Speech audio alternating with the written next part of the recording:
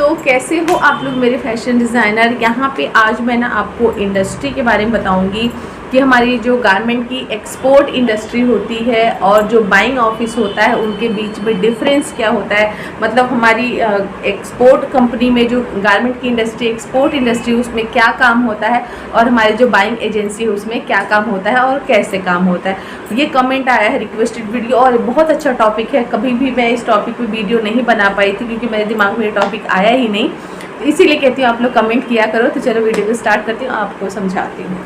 तो गाइस, अगर मैं बात करूं एक्सपोर्ट इंडस्ट्री की, तो एक्सपोर्ट इंडस्ट्री में हमारी क्या होता है गारमेंट इंडस्ट्री में कि हम यहाँ पे मैन्युफैक्चरिंग होती है, ठीक है। और जो बाइंग एजेंसी होती है, और एक बाइंग एजेंसी होती है और एक डायरेक्ट बायर होता है, ठीक है। तो जो डायरेक्ट बायर होता है वो डायरेक्ट, अगर मैं एक्सपोर्टर हूँ मेरे पास डायरेक्ट बायर है तो हम डायरेक्ट बायर के साथ डील करते हैं। तो direct buyer in the sense कि हमारे फॉरेन के बायर होते हैं, किसी भी कंट्री के बायर होते हैं, ठीक है।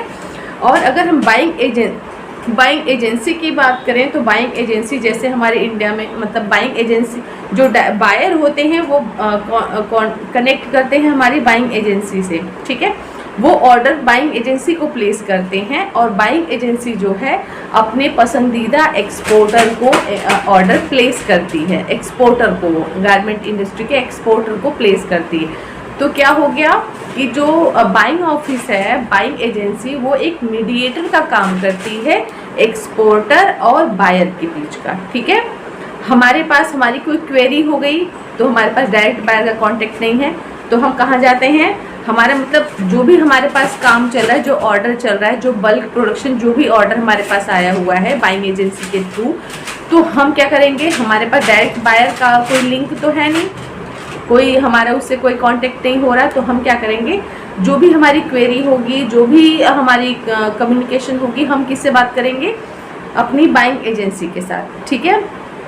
बाइंग एजेंसी फिर आगे उसको फॉरवर्ड करती है। अगर उसको लगता है कि ये जो क्वेरी है वो बाइंग एजेंसी के एंड पे, अब उसको अगर वो हैंडल कर सकते हैं तो अपने एंड पे करेंगे। अगर उनको लगता है कि ये उनके मतलब बस की नहीं है, ये आगे बायर से ही बिना डिस्कशन किए इस काम को नहीं कर सकते, इस क्वेरी को हम लोग नहीं सॉल्व कर सकते, तो आगे वो बायर को इन्फॉर्म करते हैं, ठीक है। तो बेसिकली क्या हुआ कि जो हमारी बाइंग एजेंसी हो गई वो एक मीडिएटर का काम करती है बायर और एक्सपोर्टर के बीच।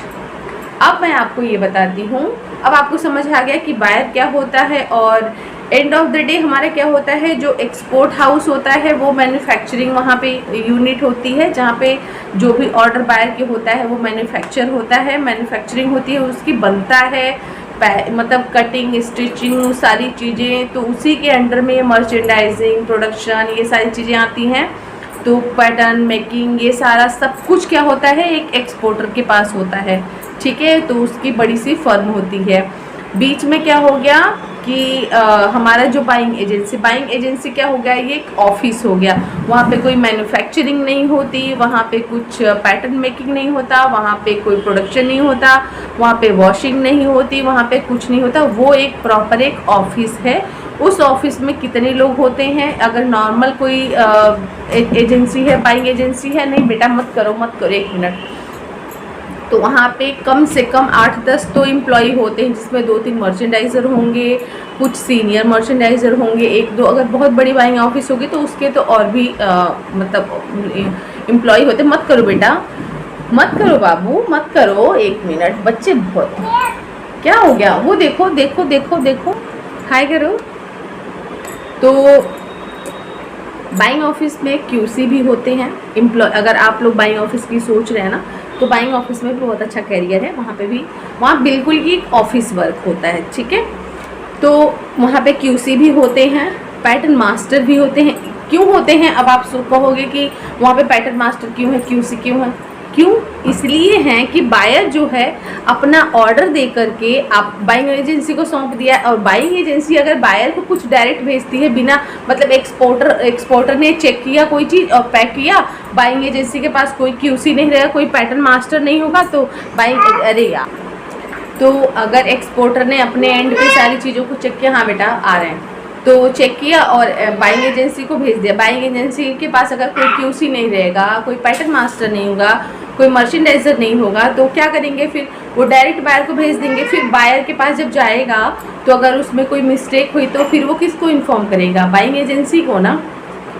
तो किसका रिस्क है ये? बाइंग एजेंसी का। तो जब भी इसीलिए जो बाइंग एजेंसी होती है वहाँ पे भी क्यूसी होते हैं, मर्चेंट होते हैं, सीनियर मर्चेंट होते हैं, बैटल मास्टर होते हैं, हेल्पर होते हैं, मतलब ये सारा सब कुछ होता है। जिससे क्या होता है, वो क्यों होते हैं कि एक्सपोर्टर ने क्या किया, जो भी चीज़ें अपनी सैंपल जो भी जाना हुआ सैंपल वगैरह कुछ भी अगर हम लोग भेज रहे हैं तो वो सैंपल अगर जाएगा बाइंग एजेंसी के थ्रू, अगर हम काम कर रहे हैं तो बाइंग एजेंसी को हम भेजेंगे बायर के जो भी रिक्वायरमेंट आती है टेक पैक वगैरह के हिसाब से बनाया। ठीक है, हमने बाइंग एजेंसी को सैंपल भेज दिया कि लो जी ये सैंपल रहा, एक बाइंग ऑफिसर काउंटर, एक अपना काउंटर, मतलब एक बायर का सैंपल भेज दिया।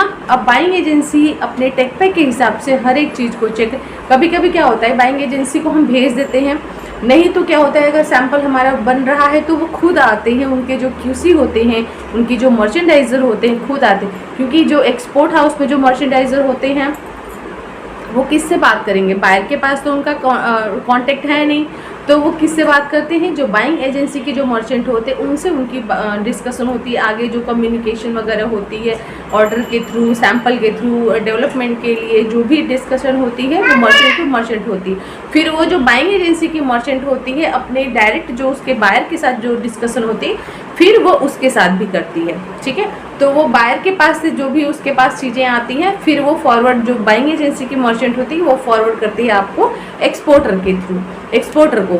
और इसी तरीके से फिर कम्युनिकेशन होती है। और जब बाइंग एजेंसी को हम कोई सैंपल भेजते तो उनकी जो क्यूसी होते हैं, जो पैटर्न मास्टर होते हैं, वो सारी चीज़ों को चेक करते हैं। उनको कोई अगर प्रॉब्लम लगा कि नहीं यार ये बायर के पास नहीं भेज सकते, ये एक्सपोर्टर ने गलत भेजा है, तो वो डायरेक्ट फिर फैक्ट्री के साथ डिस्कस करते हैं और चीज़ों को शॉर्ट आउट करते हैं, उसको करेक्ट कराते हैं। फिर अपने एंड पे उनको तसल्ली अगर हो जाती है तो फिर वो बाइंग एजेंसी और डायरेक्ट बायर को सारी चीज़ों को भेजती है। जिससे क्या होता है ना कि बीच में मिस्टेक्स बहुत कम होती हैं। अगर एक बीच में कोई चेक करने वाला होता है तो मिस्टेक्स बहुत कम होती हैं, अप्रूवल्स वगैरह बहुत जल्दी आती है। क्या बाबू, 1 मिनट, ठीक है। इसी तरीके से होता है। तो अब आपको समझ आ गया। तो बाइंग एजेंसी में बेसिकली क्या होता है कि एक ऑफिस वर्क होता है, वहाँ पे कोई मैन्युफैक्चरिंग यूनिट वगैरह कुछ नहीं होता है, ऑफिस होता है और जिसमें आपके मैंने बता दिया कि मर्चेंट वगैरह सारी चीज़ें होती हैं। ठीक है, कुछ बायर जो होते हैं वो क्या करते हैं, डायरेक्ट फैक्ट्री के साथ जुड़े होते हैं। कुछ बायर होते हैं डायरेक्ट बाइंग एजेंसी के साथ। तो बाइंग एजेंसी में कई सारी फैक्ट्रियाँ होती हैं, कई सारे बायर होते हैं उनके पास जिसके साथ वो काम, तो वो किसके बेस पे, कमीशन के बेस पे वो काम करते हैं। जैसे कोई ऑर्डर हो गया, ठीक है, बायर के पास से कोई ऑर्डर आया तो बाइंग एजेंसी का उसका एक कमीशन होता है। ठीक है, उनकी कितने परसेंटेज का कमीशन होता है उसके बिहाफ पे आगे कॉस्टिंग होती है। कुछ बायर होते हैं ऐसे कि डायरेक्ट बाइंग ऑफिस को अपना कमीशन बोल देते हैं, हम इतना कमीशन लेंगे, मेरे ऑर्डर का जो प्राइस होगा वो डायरेक्ट आपको ये रखनी है। तो ठीक है, ये तो हो गई कमीशन वाली बात। बेसिकली आप ये प्रोसेस समझो कि बाइंग ऑफिस में क्या होता है। बाइंग ऑफिस में बेसिकली ऑफिस वर्क होता है, जो सेम मर्चेंडाइजिंग हमारी और क्यूसी काम जो हमारी फैक्ट्री में होता है वही सेम वहाँ पे भी बाइंग एजेंसी में भी होता है। लेकिन बस यही है कि वो एक ऑफिस है, सिर्फ वहाँ पे कम्युनिकेशन होती है, वो लोग चीज़ों को चेक करते हैं, फैक्ट्री में भी जाते हैं विजिट करने के लिए, तो बाकी उनको और कुछ काम नहीं करना होता है। ठीक है, तो अगर आप सोच रहे हो बाइंग एजेंसी में काम करने के लिए तो बहुत अच्छी बात है, वहाँ पे भी आप जाओ, आप लोग ट्राई करो और काम करो। लेकिन ये है कि जो एक बार बाइंग एजेंसी में काम कर लेता है फिर उसको फैक्ट्री में काम करना मुश्किल हो जाता है। और बाइंग एजेंसी में ऑप्शन थोड़े से कम होते हैं, लेकिन जो एक बार फैक्ट्री में काम कर लिया फिर वो कहीं भी काम कर सकता है। तो पहले मैं ये सजेशन दूंगी कि बाइंग एजेंसी में जॉब अप्लाई करने से बेहतर है कि पहले फैक्ट्री में काम करो। जब आप, क्योंकि फैक्ट्री में काम करने से क्या होता है ना कि सारी नॉलेज आप ले लोगे, आप हर एक नॉलेज आपके पास होती। बाइंग एजेंसी में क्या होता, कुछ नहीं होता, जो आया देख लिया, उनका एक पोस्टमैन की तरह आया, चीज़ें पैक होके आ गया, फैक्ट्री ने बना दिया भैया, मर्चेंट ने वहाँ पे क्या करना है, मर्चेंट आया फैक्ट्री से काम होके आ गया, बस वहाँ पे जो मर्चेंट होता है मेल ईमेल करते रहते हैं। उधर बायर को ईमेल करेंगे और इधर फैक्ट्री को ईमेल, बायर को ईमेल, फैक्ट्री को ईमेल। बायर से कुछ भी आया, comment, fit comment, PP comment, तुरंत उठाया फॉरवर्ड कर दिया फैक्ट्री को। तो ये क्या हो गया,